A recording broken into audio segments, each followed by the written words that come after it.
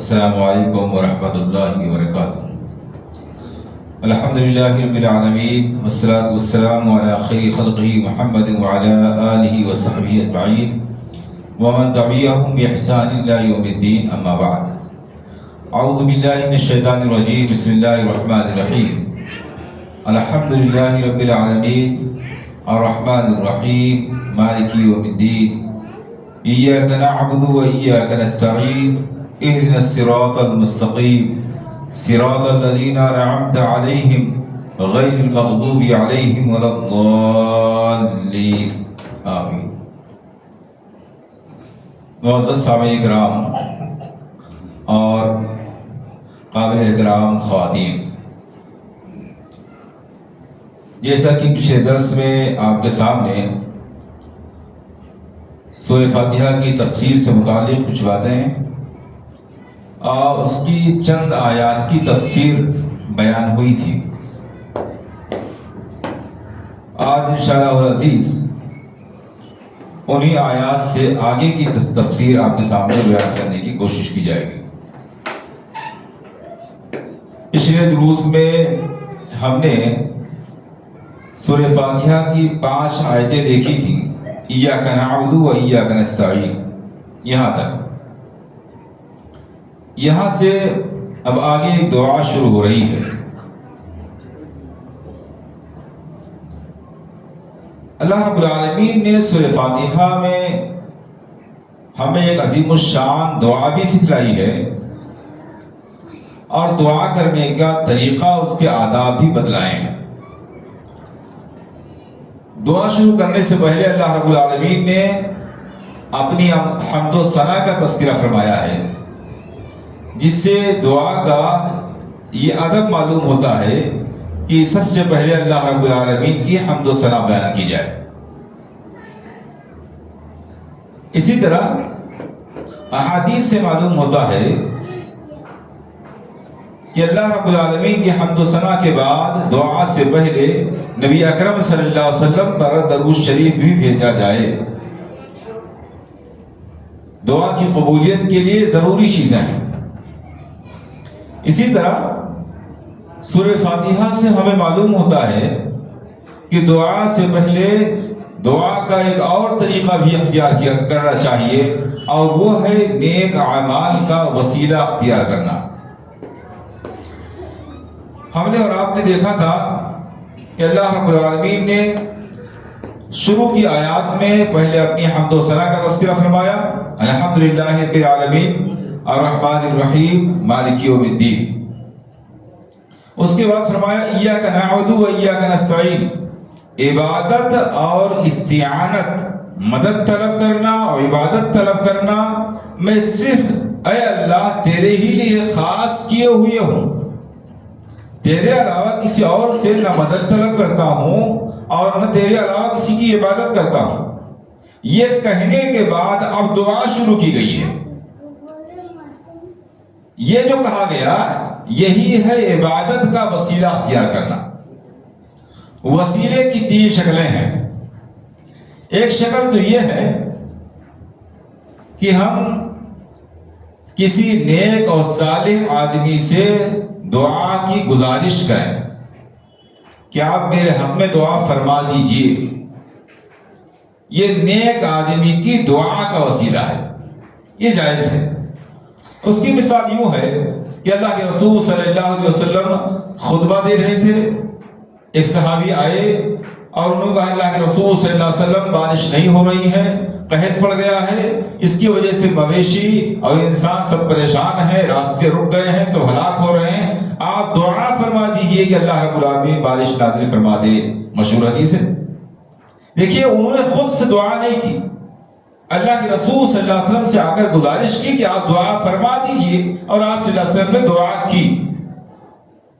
یہ کسی نیک اور صالح آدمی کی دعا کا وسیلہ ہے، کیونکہ کوئی آدمی زندہ ہے، نیک ہے، صالح ہے، ہم اس سے گزارش کریں کہ آپ میرے حق میں دعا فرما دیجئے، ایسا کرنا جائز ہے۔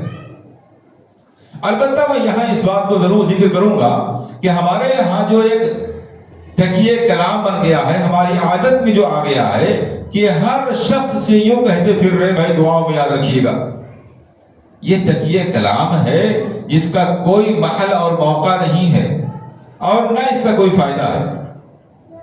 ظاہر سی بات ہے ہر وہ آدمی جس سے ہم یوں کہتے پھر رہے ہیں دعاؤں میں یاد رکھیے گا، کیا دعا کرتا ہے؟ ایمانداری سے ذرا بتائیے، کوئی دعا کرتا ہے؟ نہیں کرتا ہے تو کہنے کا فائدہ کیا ہے؟ ہاں اگر واقعی ہمیں ضرورت ہے، ہم مناسب سمجھتے ہیں تو کسی نیک صالح آدمی سے سنجیدگی کے ساتھ کہیں، یوں چلتے پھرتے بھائی دعاؤں میں یاد رکھیے گا، کوئی دعا میں یاد نہیں رکھتا ہے۔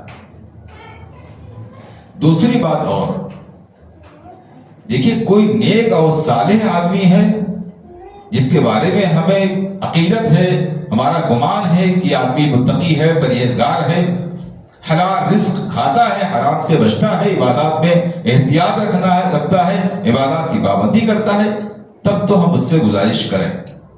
ورنہ عام حالات میں اگر ہم یہ سمجھ رہے ہیں کہ کوئی نیک صالح آدمی ہمیں نہیں مل پا رہا ہے تو بہتر یہی ہے کہ ہم اپنی دعا خود سے کریں۔ انسان اپنی ضروریات جتنے بہتر انداز میں خود رکھ سکتا ہے اور سمجھ سکتا ہے، دوسرا نہیں رکھ سکتا ہے، اس میں کوئی دو رائے نہیں۔ جائز ضرور ہے کسی آپ نیک آدمی سے دعا کروا سکتے ہیں، اس کی اجازت ہے، جیسا کہ میں نے مثال دی، لیکن عام حالات میں آپ ایسا نہیں پائیں گے کہ صحابہ کرام چلتے پھرتے لوگوں سے کہتے رہے ہوں کہ بھائی میرے ہم پر دعا فرمائیے گا، یا جا کر کے لوگوں سے کہتے رہے بھائی دعا کر دیجیے۔ تو اس لیے بہتر یہ ہے کہ ہم قبولیت کے اوقات کو ڈھونڈیں اور ان میں اللہ رب العالمین سے خود عاجزی کے ساتھ، انکساری کے ساتھ اپنی کمزوری کو بیان کرتے ہوئے اپنے حالات کو اللہ رب العالمین کے سامنے رکھیں۔ اللہ رب العالمین نے قرآن کریم میں فرمایا ادعونی استجب لکم، مجھ سے دعا کرو، مجھ سے مانگو، میں تمہاری دعا قبول کروں گا۔ رات کے آخری پہر میں اللہ رب العالمین آسمان دنیا پر نزول فرماتا ہے اور کہتا ہے من یسألنی فأعطیہ، کون ہے مجھ سے سوال کرنے والا، مجھ سے مانگنے والا کہ میں اس کو عطا فرما دوں؟ تو اللہ رب العالمین کا دریائے رحمت اس وقت جوش میں ہوتا ہے، اس موقع سے فائدہ اٹھانا چاہیے، خود دعا کرنا چاہیے۔ تو میں یہ ذکر کر رہا تھا کہ وسیلے کی ایک شکل یہ بھی ہے، جائز ہے کہ آپ کسی نیک صالح آدمی کی دعا کا وسیلہ اختیار کریں، دعا کا وسیلہ، نہ کہ کسی کی ذات کا وسیلہ۔ یعنی یوں نہیں کہہ سکتے ہیں کہ فلاں کے مقام و مرتبے کی وجہ سے، فلاں کی صدقہ طفیل میں، فلاں کی عبادتوں کے وسیلے سے ہماری دعا کو قبول فرما لے۔ کوئی نیک آدمی زندہ ہے، ہمارے سامنے موجود نہیں ہے، ہم یوں ہی دعا کرتے ہوئے کہیں کہ الہ العالمین فلاں کے صدقہ طفیل میں میری دعا قبول فرما لے۔ کوئی وفات پا گیا ہے، اس کے بارے میں کہیں کہ صدقہ طفیل میں دعا قبول فرما لے۔ یہاں تک کہ رسول اکرم صلی اللہ علیہ وسلم کے صدقہ طفیل میں بھی آپ کی ذات کے وسیلے سے دعا کرنا جائز نہیں ہے۔ آپ زندہ ہوتے، آپ جا کر کے گزارش کرتے، اللہ کے رسول سے دعا کر دیتے، جائز تھا۔ آپ کی وفات کے بعد صحابہ کرام میں اس کی کوئی مثال نہیں ملتی ہے صحیح روایت میں کہ صحابہ نے جا کر اللہ کے رسول صلی اللہ علیہ وسلم کی قبر پر یا یوں ہی اپنی دعاؤں میں یوں کہا ہو کہ الہ العالمین نبی اکرم صلی اللہ علیہ وسلم کے صدقہ طفیل میں میری دعا قبول فرما لے، ایسا کسی روایت میں ثابت نہیں۔ اس کے برخلاف آپ دیکھیے عمر فاروق رضی اللہ تعالیٰ عنہ کے زمانے میں بہت بڑا قحط پڑا تھا، بارش نہیں ہو رہی تھی، لوگ بہت پریشان حال تھے۔ ایسے موقع پر اسلام کی تعلیم یہ ہے کہ بارش کی نماز پڑھی جائے، صلاۃ الاستسقاء۔ عمر فاروق رضی اللہ تعالیٰ عنہ نے اعلان کیا، سارے لوگ میدان میں نماز پڑھنے کے لیے جمع ہوئے۔ اس کا طریقہ یہ ہوتا ہے کہ اس میں نماز پڑھی جاتی ہے اور دعا بھی کی جاتی ہے۔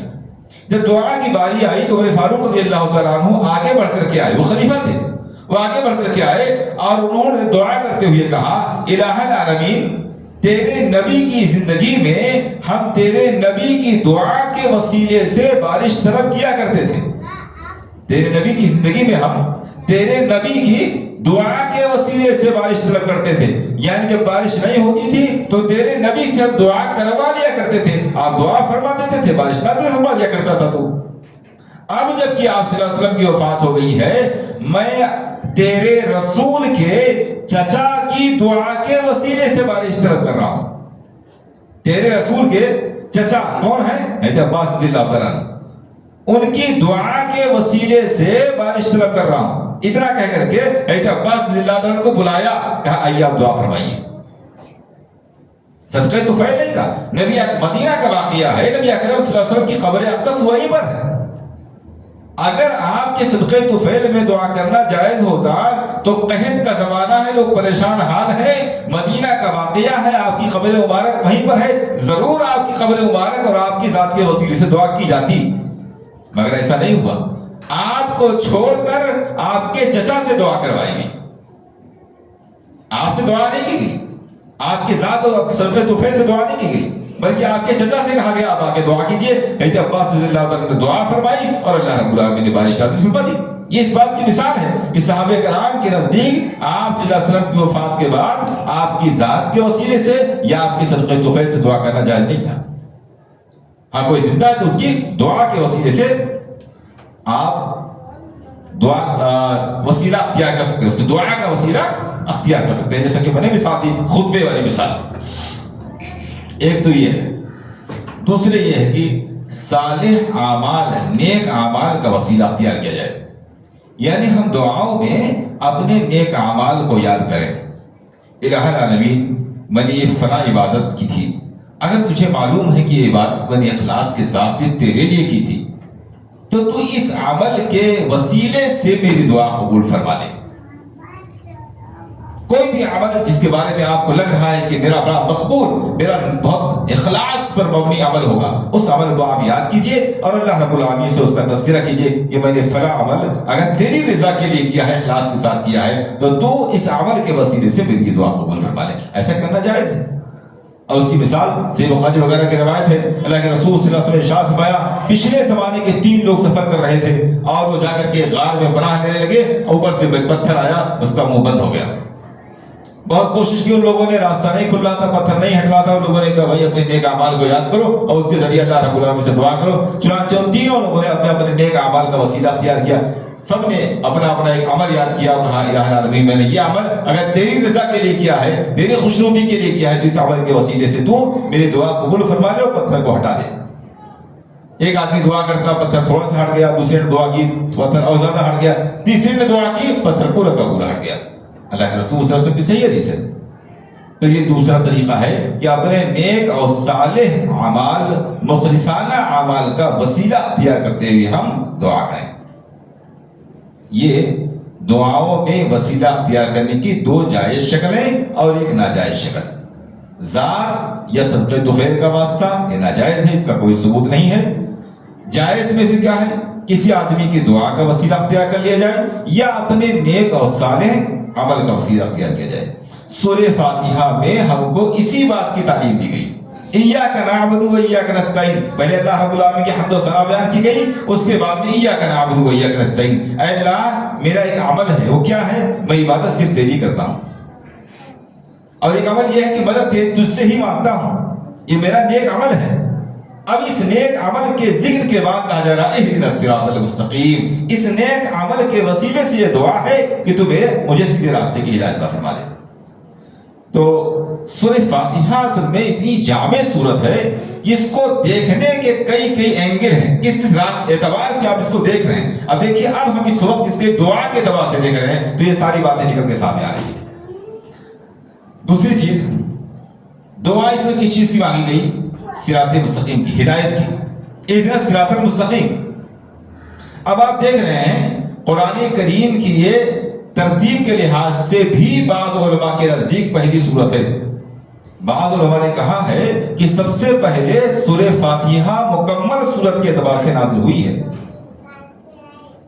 اگرچہ مشہور یہی ہے کہ سورہ علق کی 5 آیتیں سب سے پہلے غار حرا میں نازل ہوئی تھی، لیکن بعض علماء نے کہا ہے کہ یہ 2 مرتبہ سورہ فاتحہ 2 مرتبہ نازل ہوئی، ایک مرتبہ سب سے پہلے نازل ہوئی ہے، ایک مرتبہ بعد میں مدینہ میں نازل ہوئی ہے۔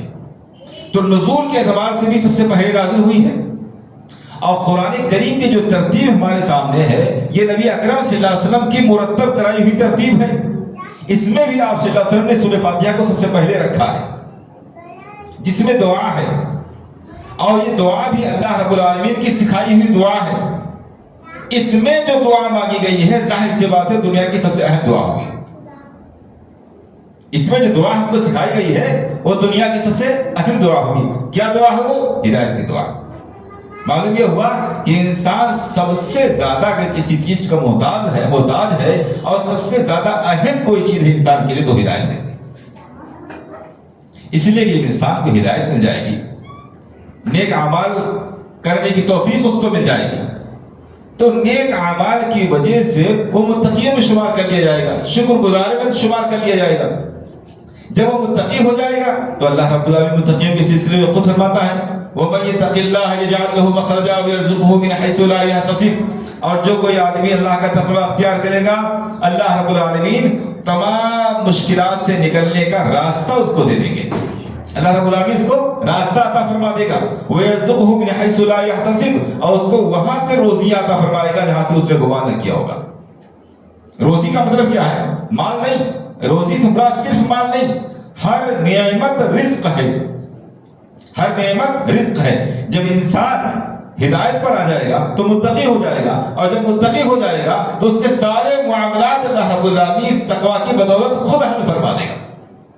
جو سب سے اہم اور بنیادی چیز کیا ہے؟ ہدایت ہے۔ اس کے مقابلے شکر گزار ہو جائے گا، جب وہ ہدایت پر آئے گا شکر گزار ہو جائے گا۔ اللہ رب العالمین نے فرمایا لئن شکرتم لأزیدنکم، اگر شکر گزاری کرو گے تو میرا وعدہ ہے میں نعمتیں اور بڑھا دوں گا۔ تو بنیادی چیز کیا ہے؟ ہدایت۔ ہدایت مل جائے گی، تقویٰ آ جائے گا، ہدایت مل جائے گی، شکر گزاری آ جائے گی۔ اس کے مقابلے میں اگر ہدایت نہیں ہوگی انسان کافروں میں سے ہو جائے گا، فاسقوں میں سے ہو جائے گا، نافرمانوں میں سے ہو جائے گا۔ اللہ رب العالمین نے ان سب لوگوں کے بارے میں فرمایا ہے کہ اللہ تعالیٰ ایسے لوگوں سے محبت نہیں کرتا، نفرت کرتا ہے۔ اللہ رب العالمین جس سے نفرت کر رہا ہو، جس سے بغض کر رہا ہو، ظاہر سی بات ہے اس کی زندگی تنگ ہو جائے گی، گھٹن کی زندگی ہوگی۔ ایسا بندہ جو ہدایت پر نہیں ہے اور ناشکری میں مبتلا ہو جائے گا، اور جب ناشکری میں مبتلا ہو جائے گا تو اللہ رب العالمین ناشکروں کے بارے میں فرمایا وَلَئِن كَفَرْتُمْ، اور اگر تم میری ناشکری کرو گے ان عذابی لشدید، تو پھر میرا عذاب بہت سخت ہے۔ یہ دو ہی چیزیں ہو گئی، ہدایت اور ایک گمراہی۔ ہدایت انسان کی سب سے اہم ضرورت ہے، سب سے بنیادی نعمت ہے کہ اگر وہ حاصل ہو گئی تو اس کے بعد دوسری ساری نعمتیں خود بخود حاصل ہوتی ہوئی چلی جائیں گی۔ گمراہی انسان کے لیے سب سے زیادہ خطرناک ہے کہ اگر انسان گمراہی میں مبتلا ہے تو ظاہری نعمتوں کو پا جانے کے باوجود بھی اس کی زندگی میں اطمینان اور سکون اور عافیت نہیں ہو سکتا ہے، نہ دنیا میں نہ آخرت میں۔ اسی لیے اللہ رسول صلی اللہ علیہ وسلم نے ہمیں دعا سکھلائی ہے۔ ابھی ہم لوگ تراویح کی نماز میں نماز میں دعا پڑھتے ہیں اللہم اہدنی فیمن ہدیت، عظیم الشان دعا ہے، اور اس عظیم الشان دعا میں سب سے پہلے کیا دعا مانگی گئی؟ اللہم اہدنی، اللہ مجھے ہدایت عطا فرما دے۔ اللہ کے رسول صلی اللہ علیہ وسلم دعا فرمائی، سکھلائی ہم کو اللہم انی اسألک الہدی والتقی والغنی والعفاف، اللہم انی اسألک الہدی، اللہ میں تجھ سے ہدایت کا سوال کرتا ہوں۔ علامہ ابن تیمیہ رحمہ اللہ نے لکھا ہے کہ انفع الدعاء واعظمه واحکمه دعاء الفاتحہ، ساری دعاؤں میں سب سے زیادہ نفع بخش دعا، الفاظ پر غور کیجئے گا، ساری دعاؤں میں سب سے زیادہ نفع بخش دعا، سب سے زیادہ عظیم الشان دعا، سب سے زیادہ محکم اور مضبوط دعا فاتحہ والی دعا ہے، جس کو ہم نظر انداز کر دیتے ہیں۔ ہماری نظر ہی اس طرف نہیں جاتی ہے کہ یہ بھی دعا ہے، اور ہم اپنے دعاؤں میں یہ کلمات بھی پڑھا کریں، عظیم الشان دعا ہے۔ تو بہرحال سورہ فاتحہ میں اللہ رب العالمین نے ہدایت مانگنے کی جو ہمیں تعلیم دی ہے، اس سے بات معلوم ہوتی ہے کہ ہدایت انسان کی سب سے پہلی ضرورت ہے، اور ہمیشہ انسان کو ہدایت طلب کرتے رہنا چاہیے۔ اچھا، یہ بات بھی قابل غور ہے، بڑی اہم ہے کہ یہ سورہ فاتحہ کون پڑھے گا؟ کافر تو پڑھے گا نہیں، مومن پڑھے گا۔ مومن وہ ہوگا جو نماز کی پابندی کرے گا، نماز میں اسے کہا گیا ہر رکعت میں آپ کو سورہ فاتحہ پڑھنی ہے۔ ایسا پڑھنے والے لوگ نبی بھی ہیں، اللہ کے رسول صلی اللہ علیہ وسلم بھی پڑھتے تھے، صحابہ بھی ہیں، تابعین بھی ہیں، تبع تابعین بھی ہیں، اولیاء ہیں، بزرگان دین سب ہیں، اور سب سے کہا جا رہا ہے کہیے آپ اہدنا الصراط المستقیم۔ نبی کو بھی اس کی ضرورت ہے، صحابی کو بھی اس کی ضرورت ہے، تابعی کو بھی اس کی ضرورت ہے، اولیاء کرام کو بھی اس کی ضرورت ہے، سب سے کہا جا رہا ہے اہدنا الصراط المستقیم۔ آپ اللہ رب العالمین سے دعا مانگتے رہیے صراط المستقیم کی۔ یہ سوال پیدا ہوتا ہے کہ یہ سب لوگ تو آلریڈی ہدایت پر ہیں، اور جو لوگ اسے پڑھیں گے، نماز کی ادائیگی کر رہے ہوں گے، وہ ہدایت ہی پر ہوں گے عموماً، پھر ان سے کیوں کہا جا رہا ہے کہ آپ اہدنا الصراط المستقیم کہیے؟ ایک تو یہ بتلانا مقصد ہے کہ ہدایت کوئی ایسی چیز نہیں ہے کہ جو انسان کو ایک بار مکمل طریقے سے حاصل ہو جائے تو کبھی ہاتھ سے جانے نہ پائے، ایسا نہیں ہے۔ جیسے ہر انسان دولت کمانے کے لیے دوڑ بھاگ کر رہا ہے، ایسا نہیں ہوتا ہے کہ اس نے کچھ پیسہ کما لیا ہو اب وہ اطمینان سے بیٹھ جائے کہ بھائی پیسہ آ گیا ہی کافی ہو جائے گا، اس لیے کہ دولت آتی ہے تو خرچ بھی ہوتی ہے، ختم ہوتی ہے۔ یہی حال ہدایت کا بھی ہے۔ ہدایت کوئی ایسی پائیدار چیز نہیں ہے کہ ایک بار جس کو مل گئی اب کبھی اس کے ہاتھ سے نکل نہیں سکتی ہے۔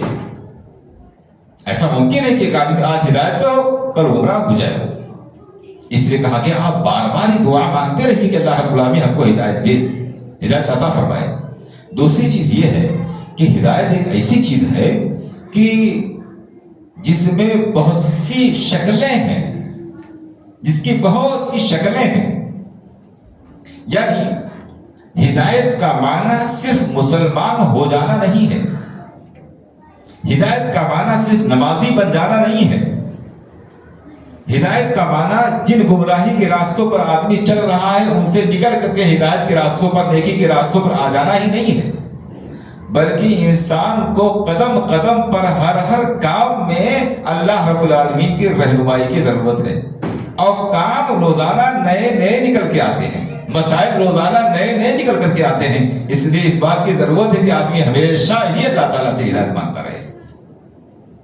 نئے نئے کام انسان کے نکل کے آتے ہیں، تو جو اس کو حاصل ہو گیا ہے اس کے علاوہ جو نئی چیزیں اس کے سامنے آ گئی اس کے لیے اللہ رب العالمین سے ہدایت کی دعا کرتا رہے۔ تو یہ سب بڑی اہم باتیں ہیں۔ تو اہدنا الصراط المستقیم، ہدایت مانگی گئی کس چیز کی؟ صراط مستقیم کی۔ دیکھیں ہدایت کا معنی کیا ہے؟ ہدایت کا دو معنی، ایک معنی ہے راستہ دکھا دینا، رہنمائی کر دینا،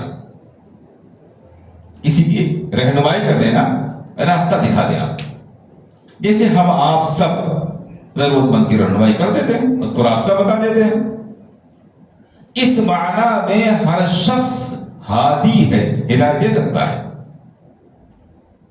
ہم آپ کسی کو ہدایت دے سکتے ہیں، وہ بھولا بھٹکا ہو اس کو راستہ بتا دیا، غلط راستے میں چل رہا اس کو صحیح راستہ دین کا راستہ بتا دیا، یہ ممکن ہے۔ اور اسی معنی میں اللہ رب العالمین نے رسول اکرم صلی اللہ علیہ وسلم کے بارے میں فرمایا انک لتہدی الی صراط مستقیم، آپ لوگوں کی ہدایت فرما رہے ہیں صراط مستقیم کی طرف۔ ہدایت کا معنی کیا ہے؟ صراط مستقیم کی طرف آپ لوگوں کی رہنمائی فرما رہے ہیں، لوگوں کو بتلا رہے ہیں یہ ہدایت کا راستہ ہے، یہ گمراہی کا راستہ ہے۔ دوسرا معنی کیا ہے؟ توفیق۔ توفیق کا مطلب ہے دل میں بات ڈال دینا، دل میں عمل کا جذبہ پیدا کر دینا۔ یہ کسی انسان کے اختیار کی بات نہیں ہے۔ ہم کسی کو بتا سکتے ہیں کہ بھائی نماز پڑھنا چاہیے، نماز کی پابندی ہونی چاہیے، یہ ایمان کے لیے بہت ضروری ہے، لیکن اس کے دل میں اس کا جذبہ ڈال دے کہ وہ نماز کی پابندی کرنے لگ جائے، یہ کسی انسان کے اختیار میں نہیں، یہاں تک کہ رسول اکرم صلی اللہ علیہ وسلم کے اختیار سے بھی باہر ہے۔ اگر ایسا ہوتا تو آپ صلی اللہ علیہ وسلم اپنے چچا کو ہدایت دلوا دیتے۔ آپ کی چچا ہی کے بارے میں فرمایا گیا انک لا تہدی من احببت ولکن اللہ یہدی من یشاء۔ آپ صلی اللہ علیہ وسلم کی بڑی سخت کوشش تھی کہ ابو طالب ایمان لے آئے، لیکن ان کی وفات ہو گئی، کفر پر ان کا انتقال ہو گیا۔ آپ صلی اللہ علیہ وسلم بڑے غمگین، بڑے افسوس میں، اللہ رب العالمین فرما رہا ہے اے میرے نبی آپ کو گھبرانے کی ضرورت ہے، یہ آپ کے اختیار کی چیز ہے ہی نہیں، آپ کے اختیار میں تھا رہنمائی کرنا، کوشش کرنا، وہ تو آپ نے کیا، آپ نے اپنا کام کیا، آپ کے اختیار میں نہیں کہ آپ جس کو چاہے ہدایت دیں۔ انک لا تہدی من احببت، آپ جس کو ہدایت دینا پسند فرمائے آپ اپنی مرضی سے ہدایت دے سکتے ہیں، ولکن اللہ یہدی من یشاء، اللہ جس کو چاہتا ہے ہدایت دیتا ہے۔ تو ہدایت کے دو معنی ہے، راستہ بتانا، اس معاملے کو ہی راستہ دکھا سکتا ہے، بتا سکتا ہے، رہنمائی کر سکتا ہے۔ ایک ہے توفیق، یہ صرف اللہ کے اختیار میں ہے۔ یہاں دونوں چیزیں مانگی گئی ہیں، جب تک دونوں چیزیں نہ مل جائیں تب تک ہدایت مفید نہیں ہے۔ دونوں چیزیں، صحیح راستہ نہ معلوم ہو اور آدمی چلنے کا جذبہ بہت رکھے تو وہ جذبہ انسان کے لیے مفید نہیں۔ آپ کو یہ نہیں معلوم ہے ہم کو جانا کہاں ہے اور اس جگہ جانے کا سیدھا راستہ کیا ہے، یہ معلوم نہیں ہے، لیکن ہم چلنے کا جذبہ رکھتے ہیں، حوصلہ ہمارے اندر ہے، اتنی محنت کرنی پڑے ہم جائیں گے، جذبہ ہمارے اندر ہے، اس کی تیاری ہم نے کر رکھی ہے، اس کی سواری کا انتظام کر رکھا ہے سب، لیکن راستہ معلوم نہیں ہے۔ ظاہر سی بات ہے یہ جذبہ، یہ تیاری، یہ کوشش ہمارے لیے مفید نہیں ہو سکتی ہے۔ اس کے مقابلے میں ہمیں راستہ بھی معلوم ہے منزل بھی معلوم ہے، لیکن ہمیں ادھر جانے کی توفیق نہیں مل پا رہی ہے، سستی میں، کاہلی میں، غفلت میں پڑے ہوئے ہیں، جانا نہیں چاہتے ہیں، محنت نہیں کرنا چاہتے ہیں۔ تو منزل اور راستہ دونوں معلوم ہونے کے باوجود ہمارے لیے یہ معلوم ہونا مفید نہیں ہے، معلوم ہونا مفید نہیں ہے۔ اس لیے ہدایت کا دونوں معنی، صحیح راستہ معلوم بھی ہو جائے یعنی علم آ جائے، اور اس راستے پر چلنے کا جذبہ پیدا ہو جائے یعنی عمل کی توفیق۔ علم اور عمل جب دونوں چیزیں وقت انسان کے پاس آئے گی تب وہ ہدایت پر ہے۔ ان میں سے کوئی ایک چیز آ جائے دوسری نہ رہے تو وہ ہدایت پر نہیں ہے۔ صرف علم، عمل کا جذبہ نہ ہو یہ ہدایت نہیں، گمراہی ہے۔ مثل الذین حملوا التوراۃ ثم لم يحملوها كمثل الحمار يحمل اسفارا۔ یہودیوں کے بارے میں بتایا گیا کہ ان لوگوں کی مثال، یہ کو توریت عطا کی گئی تھی مگر اس کا حق ادا نہیں کیا، ان لوگوں نے گدھے جیسی مثال ہے کہ کتابیں لا دی جائے اس کو معلوم نہیں کون سی کتاب اس کا کیا معنی مفہوم ہے۔ لیکن علم تھا لیکن عمل کا جذبہ نہیں تھا، گمراہ ہو گئے۔ عمل کا جذبہ تو خوب ہو لیکن صحیح علم نہ ہو، کون سا عمل سنت کے مطابق ہے، کون سا عمل سنت کے خلاف ہے، کون سا عمل کس طرح سے انجام دینا چاہیے، علم نہیں، شریعت کا علم نہیں ہے، مسائل کا علم نہیں، صرف عمل کا جذبہ ہے، عمل کی توفیق ہے، خوب عمل کرنے کا آدمی کو شوق ہے، لیکن صحیح منزل اسے معلوم نہیں، صحیح علم معلوم نہیں ہے، یہ بھی گمراہی ہے۔ اور عیسائیوں کی گمراہی یہی تھی۔ اسی لیے سورہ غاشیہ کی تفسیر عاملۃ الناصبہ وجوہ یومئذ خاشعہ، اس کی تفسیر میں بھی کثیر رحمہ اللہ نے لکھا ہے، ایک مرتبہ عمر فاروق رضی اللہ تعالیٰ عنہ کسی سفر پہ جا رہے تھے اور ایک گرجا گھر کو دیکھا جس میں ایک راہب عبادتوں میں لگا ہوا تھا، دنیا کو ترک کر کے، دنیا سے بالکل قطع تعلق، عبادتوں میں لگا ہوا تھا۔ اس کو بلایا، جب اس کی کیفیت دیکھی، پھٹا حال بالکل، دنیا سے لا تعلق، بالکل دن رات عبادت میں لگا ہوا ہے، بستی سے دور دراز، اس کی حالت دیکھ کر کے رونے لگے۔ لوگوں نے پوچھا امیر المومنین آپ اس کو دیکھ کر کے رو رہے ہیں، مجھے کیا ہے؟ کہنے لگے مجھے سورہ غاشیہ یاد آئی۔ سورہ غاشیہ میں اللہ رب العالمین نے فرمایا عاملۃ ناصبہ تصلی نارا حامیہ، کئی ایسے لوگ ہیں جو عمل کر کے تھک کر چور ہو چکے ہیں، بے پناہ عمل کر رہے ہیں۔ کتنے بڑے عمل کی بات ہے، کتنی بڑی قربانی کی بات ہے کہ آدمی آبادی چھوڑ کے باہر چلا جائے، کٹیا بنا کر کے وہاں رہ رہا ہے، دن رات عبادتوں میں لگا ہوا ہے، پھٹا پرانا کپڑا، ہلکا پھلکا کھانا، جیسی تیسی زندگی گزار کر کے دن رات اللہ کی عبادت کر رہا ہے۔ شوق بہت ہے، قربانی بہت ہے، جذبہ بہت ہے، لیکن قرآن کیا کہہ رہا ہے عاملۃ ناصبہ، بہت سے ایسے لوگ جو عمل کر کے تھک چکے ہوں گے، انجام کیا ہوگا؟ تصلی نارا حامیہ، دہکتی ہوئی آگ میں ڈالے جائیں۔ عمل تو بہت ہے مگر علم نہیں ہے، عمل کا صحیح رخ ان کو معلوم نہیں ہے، کون سا عمل سنت کے مطابق ہے، کون سا عمل سنت کے خلاف، یہ ان کو معلوم نہیں ہے، تصلی نارا حامیہ، جہنم میں داخل ہو جائیں گے۔ تو ہدایت میں دونوں چیزیں ضروری ہیں، علم اور عمل، دونوں چیزیں حاصل ہوگی تو اس کا نام ہدایت ہے۔ کس چیز کی طرف ہدایت؟ اہدنا الصراط المستقیم، صراط مستقیم کی طرف ہدایت، سیدھے راستے کی طرف ہدایت۔ سیدھا راستہ، سیدھا راستہ یہاں واحد کا لفظ استعمال کیا گیا، سنگولر، جس سے اس بات کی طرف اشارہ ملتا ہے کہ سیدھا راستہ ایک ہی ہے، سیدھا راستہ ایک ہے۔ ایسا نہیں ہے کہ ایک گھر ہے، اس کے کئی دروازے ہیں اور جس دروازے سے آپ چاہے داخل ہو جائے اسی گھر میں آپ چلے جائیں گے۔ مثال سنیے نا، آپ نے نہیں سنی؟ آپ نے چاروں ائمہ کی تقلید کرنے والے لوگ کیا کہتے ہیں کہ چاروں برحق ہیں۔ کیسے چاروں برحق ہیں؟ کہتے ہیں اس کی مثال ایسی ہے جیسے کوئی محل ہے، چاروں طرف سے اس کی باؤنڈری کی گئی ہے، اس میں 4 دروازے لگا دیے گئے ہیں، آپ چاہے جس دروازے سے داخل ہوں گے آپ اسی محل میں تو پہنچیں گے۔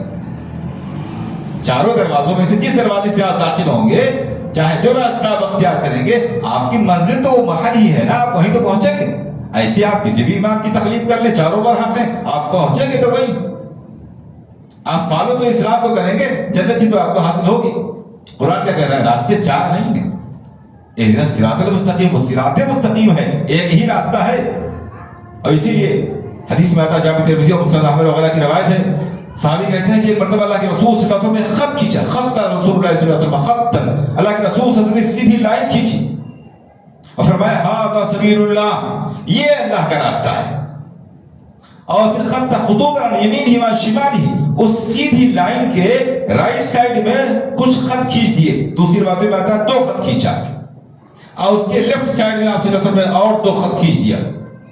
فرمایا یہ وہ مختلف راستے ہیں جن راستوں پر شیاطین بیٹھے ہوئے ہیں. جو آدمی سیدھے راستے کو چھوڑ کر ان راستوں پر چل پڑے گا وہ گمراہی کے راستے پر چلا جائے گا.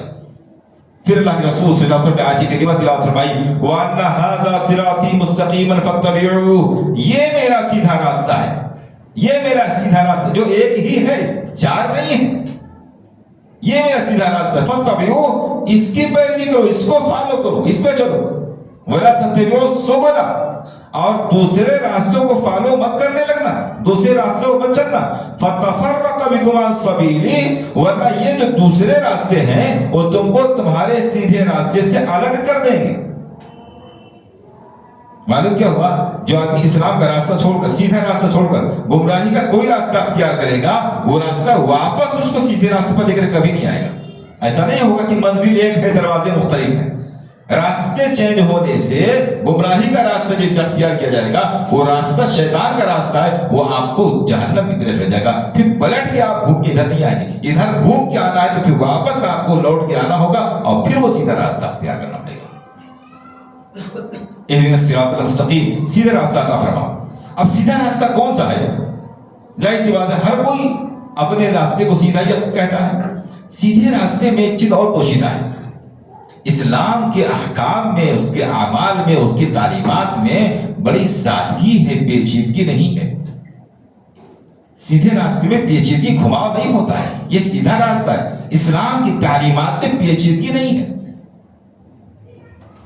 اسی لیے اگر کبھی آپ کو تصوف پر کچھ پڑھنے کا موقع ملے یا تصوف کی باتیں آپ کو سننے کا موقع ملے تب آپ محسوس کریں گے کہ کتاب و سنت کی تعلیمات کتنی صاف ستھری اور سادی ہے کہ جو کوئی بھی بولتا ہے، جہاں کہیں سے آپ پڑھتے ہیں، بالکل صاف طریقے سے سمجھ میں آتی ہے.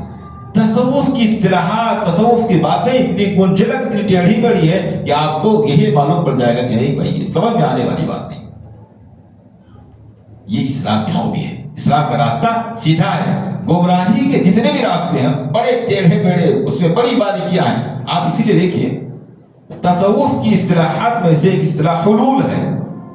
حلول، اب دیکھیے نام ہی سے پیچیدگی کا احساس ہوتا ہے. وحدت الوجود ہے. آپ دیکھیے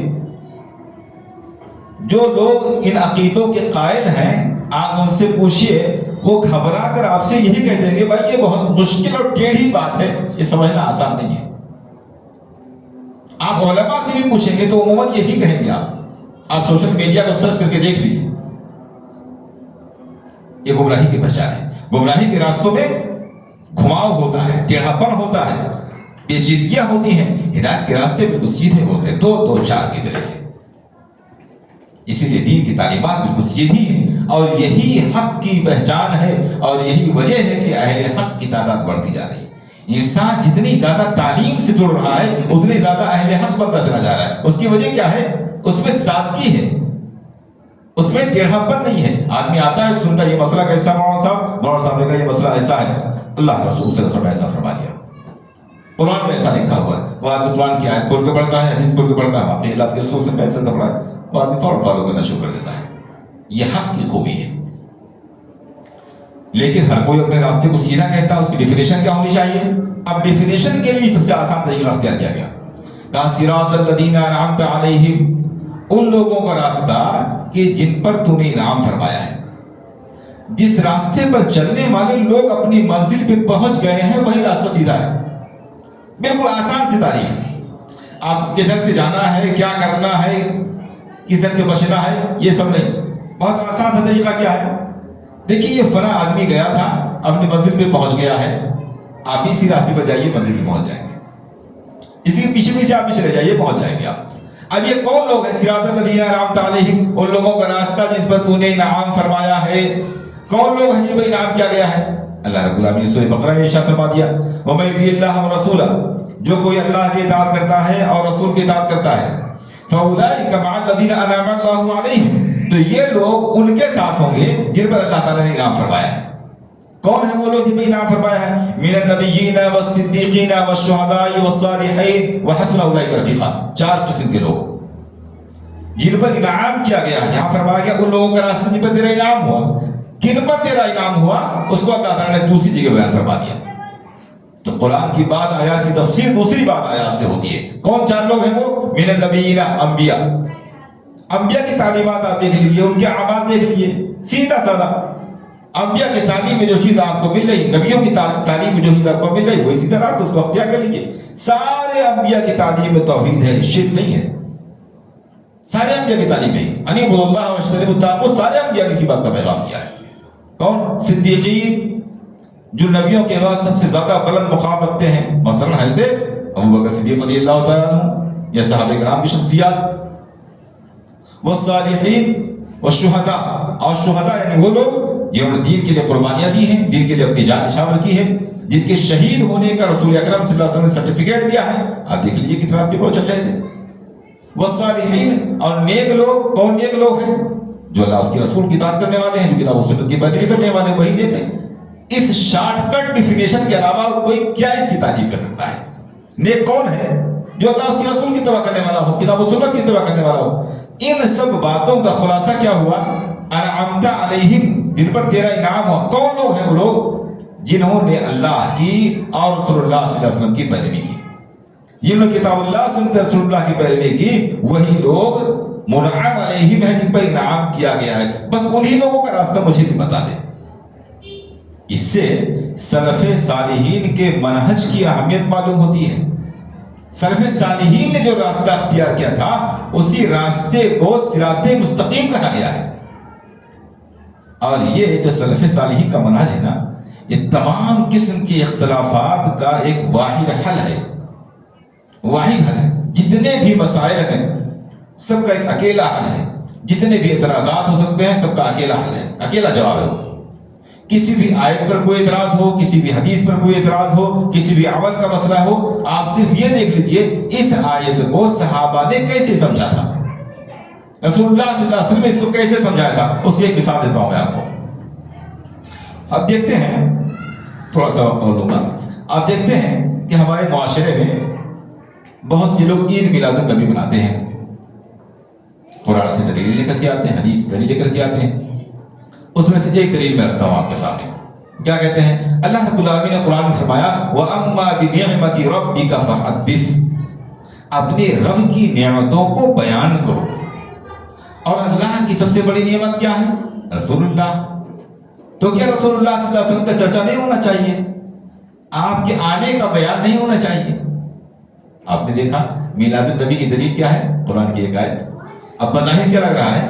भाई कुरान से सबूत मिल रहा है तो इसके सही होने में क्या शुबा है। लेकिन यह दलील सही है या नहीं सही है, इसको कौन साबित करेगा? इसके लिए हमको यह देखना पड़ेगा कि क्या सहाबा ने भी इस आयत का यही माना समझा था। दलील मौजूद है, इस्तिदलाल सही है या नहीं सही है, इससे दलील पकड़ना सही है या नहीं सही है, इसको कैसे हम साबित करेंगे? इसके लिए हमको सहाबा की तरफ जाना पड़ेगा। कुरान अल्लाह के रसूल सल्लल्लाहु अलैहि वसल्लम पर नाज़िल हुआ, अल्लाह के रसूल सल्लल्लाहु अलैहि वसल्लम ने सहाबा को समझाया, बताया, और 23 साल जिंदगी में प्रैक्टिकल तौर पे करके दिखाया। तो आप सल्लल्लाहु अलैहि वसल्लम पर यह आयत नाज़िल हुई थी, आपने सबसे ज्यादा इसको समझा, सहाबा को समझाया। पूरी उम्मत में सबसे ज्यादा समझने वाले सहाबा थे।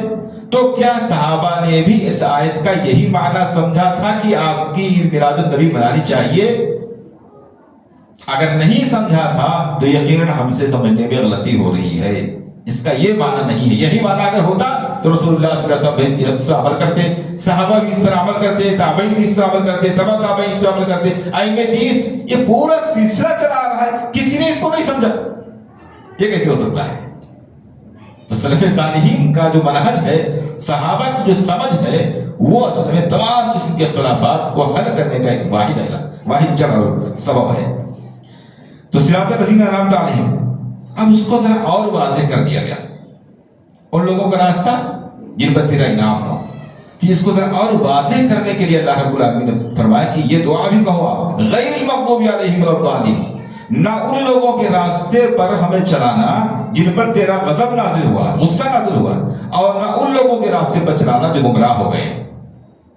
ان دونوں کے راستے پر ہم کو مت چلانا، انعام جن پر ہوا ہے ان پر چلانا، نہ ان لوگوں کے راستے پر جن پر تیرا غضب ہوا۔ یہ کون لوگ ہیں؟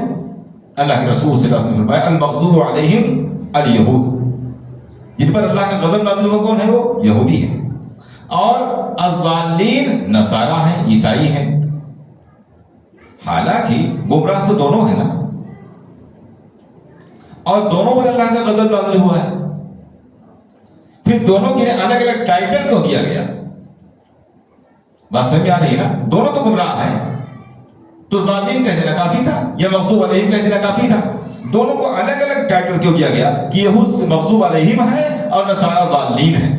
کیونکہ دونوں کی گمراہیوں میں فرق تھا،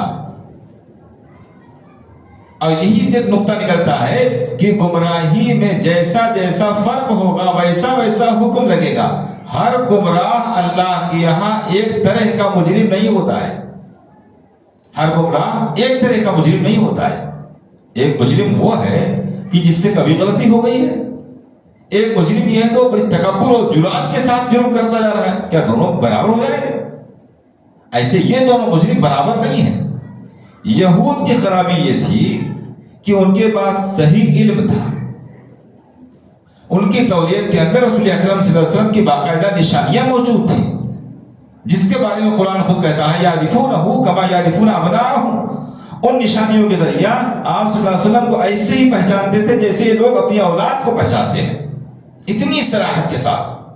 حضرت صفیہ رضی اللہ تعالیٰ عنہ جو نبی اکرم صلی اللہ علیہ وسلم کی بعد میں زوجہ بنی ہیں، وہ بیان کرتی ہیں کہ جب آپ صلی اللہ علیہ وسلم مدینہ میں تشریف لائے تو میرے چچا اور میرے والد دونوں یہودی تھے نا، دونوں اللہ کے رسول صلی اللہ علیہ وسلم کو دیکھنے گئے اور شام کو تھکے ہارے ہوئے گھر واپس آئے تو میرے والد میرے چچا سے کہہ رہے ہیں کہ کیا یہ وہی ہے؟ کیا یہ وہی ہے؟ یعنی جس کے آنے کی بشارت ہماری کتابوں میں لکھی گئی تھی، کیا یہ وہی ہے؟ آپ نے غور کیا؟ تو حضرت صفیہ کے چچا کہتے ہیں ہاں یہ وہی ہے، لیکن میں زندگی بھر اس کی پیروی نہیں کروں گا۔ ہے یہ وہی، میں اس کی پیروی نہیں کروں گا۔ یہی حضرت صفیہ ہیں جنہوں نے خواب دیکھا تھا کہ ایک چاند کا ٹکڑا میری گود میں آ کے گر گیا ہے، اور معصوم سی بچے انہوں نے اپنے والد سے اس خواب کا تذکرہ کر دیا کہ میرے والد محترم میں نے ایسا خواب دیکھا۔ والد سمجھدار آدمی سمجھ گئے فوراً کہ اس خواب کا مطلب کیا ہے، یہ بیٹی کل اللہ کے رسول صلی اللہ علیہ وسلم کی زوجہ بننے والی ہے۔ حضرت صفیہ بتاتے ہیں کہ اتنا تیز تھپڑ میرے چہرے پر مارا کہ اس کا نشان بن گیا کہ تو عرب کے بادشاہ سے شادی کا خواب دیکھ رہی۔ اس قدر پہچانتے تھے باریکیوں کے ساتھ، اتنا علم ہونے کے باوجود، اتنی گہرائی کے ساتھ آپ صلی اللہ علیہ وسلم کو پہچانے کے باوجود آپ کا انکار پایا جا رہا تھا۔ علم کے باوجود عمل نہ کرنا یہود کی علامت تھی، اس لیے ان کے لیے سخت ٹائٹل لایا گیا، وہ مغضوب علیہم، ان پر اللہ تعالیٰ کا غضب نازل ہوا ہے۔ عیسائیوں کا معاملہ کیا تھا؟ عمل کا شوق تو بہت تھا لیکن ان کے بعد علم نہیں تھا، اس لیے ان کے یہاں راہب تھے، دن رات اللہ کی عبادت کرنے والے، گرجا گھروں میں پڑے رہنے والے لوگ تھے۔ عمل کا شوق تھا، علم نہیں تھا، صحیح منزل ان کے پاس نہیں تھی، اس لیے ان کو صرف گمراہ کہا گیا، ٹائٹل ذرا ہلکا رکھا گیا۔ گمراہ دونوں تھے لیکن صرف گمراہ کہا گیا، ان کے لیے سخت ٹائٹل لایا گیا مغضوب علیہم۔ اب اس سے راستے کی اور ذرا وضاحت ہو گئی، جن پر تیرا انعام ہوا ہے وہ راستہ ہم کو دکھا، نہ یہ راستہ نہ یہ راستہ۔ یہ راستہ مغضوب علیہم کا کیا ہے؟ علم ہو مگر عمل نہ ہو، اس پر یہ ہمیں مت دکھانا، ایسا راستہ مت بتانا ہم کو کہ علم حاصل ہو جائے اور عمل نہ رہے، اور نہ عیسائیوں والا راستہ ہم کو دکھانا کہ عمل کا جذبہ رہے اور اس پر عمل کرنے کی توفیق نہ ملے۔ ان دونوں سے ہٹ کر کے ہم کو بیچ کا راستہ دکھانا۔ بیچ کا راستہ کیا؟ علم با عمل، علم بھی ہو اس کے ساتھ عمل بھی ہو، یہ ہدایت کا راستہ ہے۔ اسی لیے حضرت سفیان ثوری رحمہ اللہ نے کہا تھا کہ من فسد من علمائنا کان فی شبہ من الیہود، امت مسلمہ کے علماء میں سے، علم رکھنے والے لوگوں میں سے جو خرابی میں مبتلا ہو جاتے ہیں، بے عملی اور بدعملی میں مبتلا ہو جاتے ہیں، ان میں یہودیوں کی مشابہت پیدا ہو گئی، کیونکہ ان کے پاس علم تھا عمل نہیں تھا۔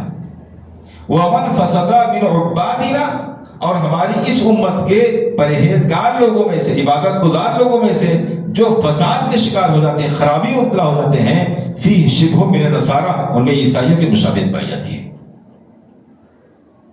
اب میں اس کو ذرا کھول کے اگر رکھنا چاہوں کہ سماج میں ایسے کون لوگ ہیں کہ ان کے پاس علم سب سے زیادہ ہے؟ دین کا صحیح علم کس کے پاس صحیح زیادہ ہے؟ اب یہ بہت نازک سوال آ گیا۔ معاشرے میں جو امت مسلمہ میں مختلف مکاتب فکر پائے جاتے ہیں، ان میں کتاب و سنت کا صحیح علم سب سے زیادہ کس کے پاس ہے؟ اور پھر دوسرے نمبر پر اس صحیح علم کے باوجود، آپ میرا جواب سمجھ رہے ہوں گے، آپ شاید جواب دینے سے کترائیں گے، لیکن آپ سمجھ خوب رہے ہوں گے کہ سب سے زیادہ کتاب و سنت کا صحیح علم کس مکتب فکر کے پاس ہے۔ پھر اس کے دوسرے پہلو پہ دیکھیے، سب سے زیادہ اعمال میں کوتاہی کن لوگوں کے اندر ہے؟ اگر خدا نہ خواستہ ہوا ہم ہیں تو ہمیں یہ مان لینا چاہیے کہ ہمارا یہ طریقہ یہودیوں کی طرف ہم کو لے کے جا رہا ہے، کیونکہ جب تک بیماری کو ہم تسلیم نہیں کر لیں گے اس کا علاج نہیں ہوگا۔ وہ بیمار عقل مند نہیں ہے جو بیمار ہوتے ہوئے بھی اپنے آپ کو صحت مند کہے۔ عقل مند بیمار وہ ہے جو بیماری کو ایکسپٹ کریں گے تو اس کا علاج کریں گے۔ بیماری ہمارے اندر کیا ہے؟ سب سے زیادہ صحیح علم کتاب و سنت کا ہمارے پاس ہے، لیکن اعمال میں کوتاہی سب سے زیادہ ہمارے اندر ہے۔ یہ چیز ہمیں یہودیوں کے مشابہ بنا رہی ہے۔ دوسری طرف آپ تمام مکاتب فکر میں دیکھیے، سب سے زیادہ عمل کی طرف رجحان کس کا ہے؟ اب یہ بھی آپ کو بتانے کی ضرورت نہیں، آپ سمجھ سکتے ہیں۔ عمل کا رجحان بہت زیادہ ہے، علم کی کمی سب سے زیادہ ہے۔ عمل کا رجحان ہو، صحیح علم نہ ہو، یہ عیسائیوں سے مشابہت ہے۔ تو ہمیں چاہیے کہ ہم دونوں کی مشابہت سے بچتے ہوئے بیچ کا راستہ اللہ رب العالمین سے صحیح علم کی دعا کریں اور اس علم کے ساتھ عمل کی دعا کریں۔ اللہم انی اسألک علما نافعا، علم نافع کی دعا کرنے کے لیے ہم کو سکھایا گیا ہے۔ علم نافع کیا ہے؟ نفع بخش علم ہو اور اس پر عمل کریں تو وہ نفع بخش ہے۔ اگر علم ہو اس پر عمل نہ کریں تو نفع بخش علم نہیں، وہ نقصان دہ علم ہے۔ اس لیے ہمیں چاہیے کہ یہ دعا ہم کثرت کے ساتھ سجدے میں، تشہد میں اور عام دعاؤں میں سورہ فاتحہ کی دعا کو پڑھیں اور یہ مزاج بنائیں۔ یہ ایک مزاج بنائیں کہ جب بھی کتاب و سنت کے حوالے سے کوئی بھی بات کسی بھی شخص کے ذریعہ میرے کانوں سے ٹکرائے گی، سب سے پہلے اسی وقت ارادہ کریں گے انشاءاللہ مجھے ایسا کرنا ہے۔ کوئی بھی عمل ہمارے کانوں سے ٹکرائے کہ اللہ کے رسول صلی اللہ علیہ وسلم نے یہ پڑھنے کا، یہ کرنے کا، اس سے بچنے کا حکم فرمائے، جیسے ہمارے کانوں سے کوئی بات ٹکرائی اسی وقت ارادہ بنائے انشاءاللہ ہمیں ایسا کرنا ہے۔ یہ پہلا کام، اور پھر اللہ رب العالمین سے اس کے لیے دعا کریں اور عملی طور پر کرنے کی اس کو کوشش کریں، جیسا کہ صحابہ کرام کا طریقہ تھا۔ صحابہ بیان کرتے ہیں کہ جب پردے کی آیات نازل ہوئی، صحابیات جو نماز پڑھنے کے لیے آئی تھی، جب وہ اٹھ کر کے گئیں تو ان کا حال یہ تھا کہ وہ اس قدر دیواروں سے چپک کر چل رہی تھی کہ ان کے دوپٹے، ان کے کپڑے دیواروں میں پھنس رہے تھے۔ ابھی حکم آیا ہے، انتظار نہیں کیا کہ اچھا کپڑے کا انتظار کریں گے اور بعد میں انتظام کرنے کے بعد ذرا پردہ کر لیں گے۔ ہماری خواتین اس کو سن رہی ہوں گی کہ ابھی حکم آیا ہے، فوراً عمل کا جذبہ یہ ہے کہ اس قدر دیواروں سے چپک کر چلنے لگی ہیں کہ ان کے کپڑے دیواروں سے چپکنے لگے۔ شراب کے سلسلے میں آپ کو معلوم ہے نا، حضرت انس بن مالک رضی اللہ تعالیٰ عنہ کہہ رہے ہیں کہ ہم لوگ حضرت طلحہ رضی اللہ تعالیٰ عنہ کے گھر پہ بیٹھے ہوئے شراب پی رہے تھے۔ شراب حلال تھا اس وقت، کوئی حرج کی بات نہیں، حلال میں کوئی تکلف نہیں، حلال خوب کھائیں گے، تکلف نہیں ہے، شراب حلال تھا، صحابہ پیتے تھے، کوئی مسئلہ نہیں۔ تو حضرت انس بن مالک رضی اللہ تعالیٰ عنہ کہہ رہے ہیں کہ ہم لوگ طلحہ رضی اللہ تعالیٰ عنہ کے گھر پہ بیٹھ کے شراب پی رہے تھے، میں لوگوں کو شراب پلا رہا تھا کہ اسی دوران ایک اعلان کرنے والے نے کہا کہ اللہ کے رسول صلی اللہ علیہ وسلم پر آیت نازل ہوئی شراب حرام ہے۔ بس اتنی بات کانوں سے ٹکرائی۔ کہنے والا کون ہے؟ سچا آدمی ہے، صحابی ہے، اللہ کے رسول صحابی سچائی ہے، جھوٹ نہیں بول رہا ہوتا، بس اتنی بات معلوم ہے کہنے والا سچا آدمی ہے، بس اتنی بات کافی ہے۔ جیسے بات کانوں سے ٹکرائی، صحابہ بتاتے ہیں، حضرت رضی اللہ عنہ بتاتے ہیں کہ اب اس کے بعد کسی شخص نے کوئی ایک گھونٹ شراب بنا لیا نہ صرف یہ کہ وہ جام پھینک دیے گئے، نہ صرف یہ کہ وہ شراب اڑے دیے گئے، بلکہ وہ مٹکے اور برتن تک توڑ کے پھینک دیے گئے، ان میں شراب رکھے گئے تھے۔ بس ایک بار کان سے آواز ٹکرا گئی، بس ہمیں جذبہ بنانا چاہیے، ارادہ رکھنا چاہیے کہ جب بھی اس طرح کی کوئی بات، کتاب و سنت کی کوئی بات ہمارے کانوں سے ٹکرائے گی، جیسے صحیح طریقے سے ہم کو معلوم ہو جائے گا کہ یہ کام کرنے کا ہے، یہ کام بچنے کا ہے، فوراً ارادہ بنائیے اس کو کرنے کا۔ اللہ رب العالمین سے دعا کیجیے، اللہ رب العالمین انشاءاللہ اس ارادے کی بنیاد پر عمل کی توفیق دے گا۔ بہرحال سورہ فاتحہ کی تفسیر میں جو بنیادی بات ہم نے پڑھی وہ یہ ہے کہ دعا میں کیا اسباب اختیار کیے جائیں کہ دعا قبول ہو جائے، میں نے ذکر کیا اس کے وسائل، اللہ رب العالمین کے حمد و ثنا، نبی اکرم صلی اللہ علیہ وسلم درود شریف اور اپنے نیک اعمال کا وسیلہ۔ دوسری بات ہم نے پڑھی کہ سب سے اہم دعا اور سب سے زیادہ ضرورت کی چیز انسان کے لیے ہدایت کی دعا ہے، کثرت کے ساتھ اللہ رب العالمین سے ہدایت کی دعا کریں، اور اس کے لیے سب سے اہم دعا ہماری سورہ فاتحہ کی دعا ہے۔ تیسری بات ہم نے پڑھی ہے کہ علم اسی وقت مفید ہے، انسان ہدایت پر اسی وقت ہے جبکہ وہ اپنے علم کے مطابق عمل بھی کرے۔ علم ہو عمل نہ کرے تو یہودیوں کے مطابق ہے، عمل کا جذبہ ہو اور علم نہ ہو تو عیسائیوں سے مشابہت ہے۔ اس لیے ہم کو دونوں سے بچ کر کے درمیان کا سیدھا راستہ اختیار کرنا ہے۔ اللہ رب العالمین سے دعا ہے کہ ہمیں علم نافع سے نوازے اور صحیح علم اور اس پر عمل کرنے کا جذبہ عنایت فرمائے، آمین۔ وآخر دعوانا الحمدللہ رب العالمین۔